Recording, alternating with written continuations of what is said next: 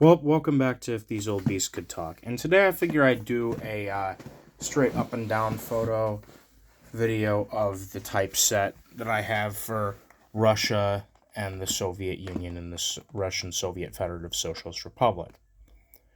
Again, not endorsing the Russian government nowadays at all. In fact, I really would like to burn this off my book. But unfortunately, it also, there's slots for that inside, and it's part of the book, so we have to continue. Anyways, let's get into it. So first of all, the first coins I have are the coins of the Russian Soviet Federative Socialist Republic. Think of the RSFSR as kind of like the proto-Soviet Union. These guys were Lenin's revolutionaries setting up a small state within Russia, not the major Soviet Union with all the connected parts we know to be true up until 1991. So anyway, they only made silver 10, 15, 20 kopecks. These, the 10, 15, and 20 kopeck silver coins, are made out of 50%, whereas these 50 kopeck and 1 ruble coins are actually made out of 90%. So these altogether, if they were made out of 90%, would still be the same amount of metal. It's just that at some point Russia thought to debase the 10, 15, and 20 in favor of the not debased 50 and ruble coins, just to make the money system even out a little bit. The 1 ruble, by the way, is one of the most expensive coins in this whole typeset, with a strong note being I did not and do not include the gold 10 ruble by the RSFSR, the gold chevronnets made in 1923, as those are quite expensive, and I do not have enough money for them. I'd rather go to college, thanks, guys. Anyway, then we get on to the actual Soviet money.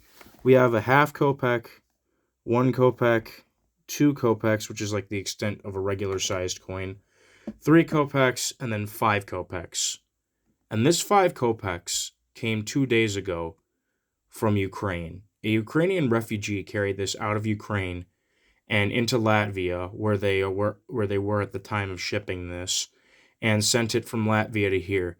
They kept their promise, though potentially going through life-threatening situations. So I hope the man out here who had shipped me that coin sees this. I wish I had his name on hand right now. I do not. But yes, this specific 5 kopeck coin, although hard to see due to the glare and the shavings on my binder, is very important to me. And these coins right here, I believe this is actually in 1924. 1 second. Is it? Yes, it is. Wait, is it the 3 or the 5? No, that was the 5. All right.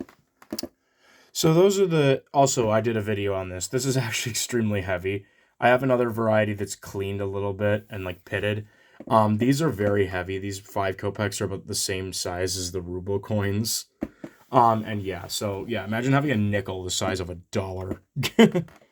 Anyway, then we move on to the actual Soviet silver coins, which will be the 10, 15, and 20 kopeck coins.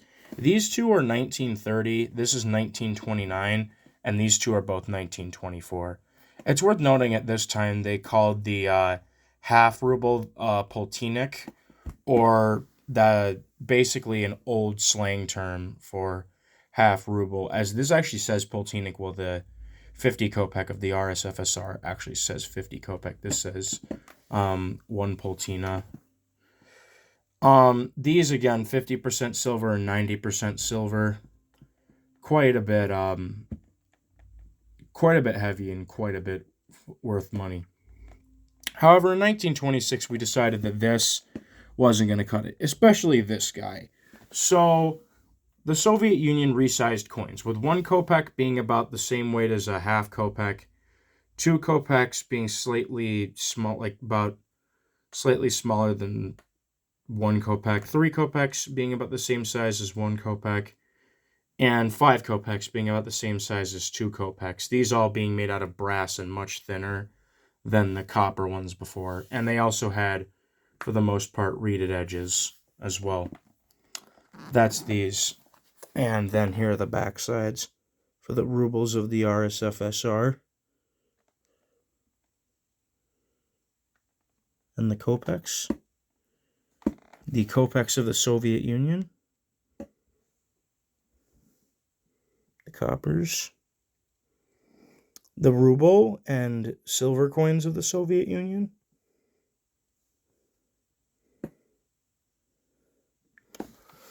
And the brass coins, well, the bronze brass coins of the Soviet Union, the 2 and the 5. Anyway, so you know how the coins are made out of silver? Also, ignore him. He's from the Russian Empire, and he's just another Soviet coin. So, Stalin. Stalin is a very controversial figure, and this didn't help his fact. In the year 1930, Stalin basically gave up on metal-based coinage. He thought that because the Soviet Union was back and everything was communist, their money system could be backed by government promise alone. So they dealt away with the silver coins, although I'm not sure to which extent they dealt away with the gold chevronets coins. I'm not sure if they really got after those, as they were mostly used to pay off debts to foreign banks. These coins right here are actually quite interesting and quite a little bit more detailed, one would say, than the other ones. But basically, Stalin no longer minted rubles and poltiniks after the year 1930. I think 1928 might have been the final year for the poltinik over here. 1924 was the last year for the silver ruble. And what happened then was he took all the silver out of the 10, 15, and 20 kopek coins, making, this is very hard to see, but he's there, 10 kopecks out of copper, nickel, zinc. It says nickel up there. 15 kopecks, which I do not have, and 20 kopecks, which I have in a decent condition. These kopek coins are quite beautiful. I will show you the other side. These do not say CCCP on them, which is USSR in Cyrillic. These say Workers of the World Unite around the outside. So kind of how we would say E pluribus unum.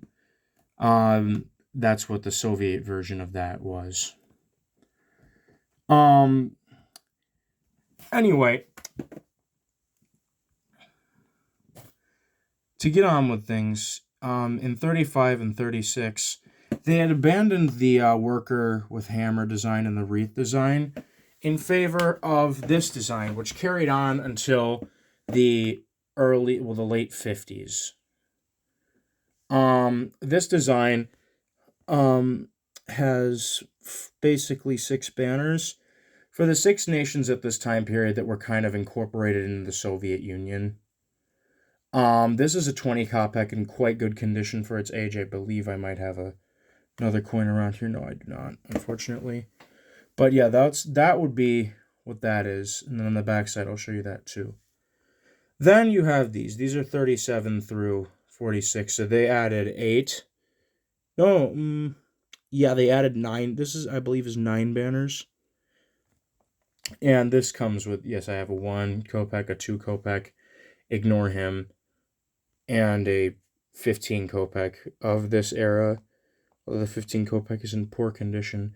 This is actually a 1 kopek from the Russian Empire, and this is another one of those 20 kopeks you see up above, except in a little bit more damaged shape. I actually got this from Latvia. Somebody from Latvia sent me this along with an old Soviet money box. These are the back sides, by the way. This will be the back side of that 20 kopek. And as truthfully the exact same with the 10 as well. It is just that the 10 is a little corroded and a lot harder to see.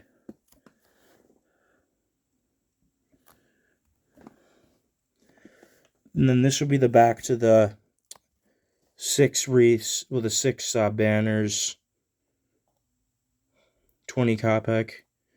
Again, in quite good condition for its age.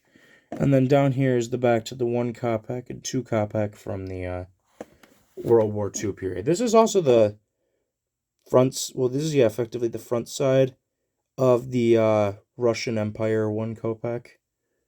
And this is the one of like the 20 above, except this is a 32 and it's in poor shape.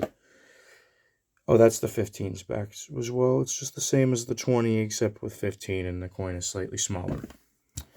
Then over here we have the 46 through 56, which I only have a 3 kopeck for this. This has all the banners, except it just states CCCP. Just like the other ones, except it has all the banners. And the 10, 15, and 20 kopecks back designs are also the same. Then in 1957, they added, I believe, one more banner. Then there's the famous coins. These things you can get for like a dime a dozen on eBay. These are the Christiaveri, I believe. Yeah, it's Christiaveri Reform coins. These are what was used until, as it says, 1991. So we have 1 kopeck down here, 2 kopecks, 3 kopecks, 5 kopecks, 10 kopecks, 20 kopecks, no, 15 kopecks, 20 kopecks, 50 kopecks, which they actually started minting 50 kopecks again, and ruble coins. Now, these were circulation ruble coins, not commemoratives. The Soviet Union had minted commemorative rubles prior. This is actually, I believe, a 61. 1 ruble, I think might be no, it's 64. These are the back sides too. This is the 1, 2, 3, 5, 10, 15, 20, 50, and 1 ruble. And these are some of the more famous coins. In the last year, 1991, there are 2 mint marks. There are M and a Cyrillic L, which stand for Moscow, and the other ones stand for Leningrad, which is the place where almost all prior Soviet coins were minted, aside from some of the chevronets and some of the proof coins during the 1980 Olympics. Then we get onto these coins. These were what were effectively, not up here, I do not have them, were effectively the final coins of the Soviet Union. These were made in 1991, just slightly before the Soviet Union collapsed. And unfortunately, I don't have any of these. I was looking into them, but unfortunately, the Russia-Ukrainian War Part 2 decided it was going to kick off. And I don't really have a method of getting these now, thanks to that. So I really do love Russia right now. It's my favorite place. Idiocy. Then here it is, the Russian Federation. I'll just skip right over this. 5 rubles, 10 rubles, that's a quarter. Don't mind that. Yeah, basically just the coins with the eagle on it for the Bank of Russia. Then over here we have some of the more modern Russian coins. There's a St. George and the Dragon 10 kopeck. 1 ruble, 2 ruble, 5 ruble. Just basic designs, haven't really changed that much. 1 ruble, 5 ruble, 10 ruble they added. Again, design didn't really change that much. Then there's these. So, there's the 10 kopeck too. It just is wacky. So, that is the extent of my Soviet typeset at the moment. I'm sorry this video ran a little longer than usual. It's just that I kind of wanted to get everything down in here, as the coins are all kind of interesting. Anyway, catch you later.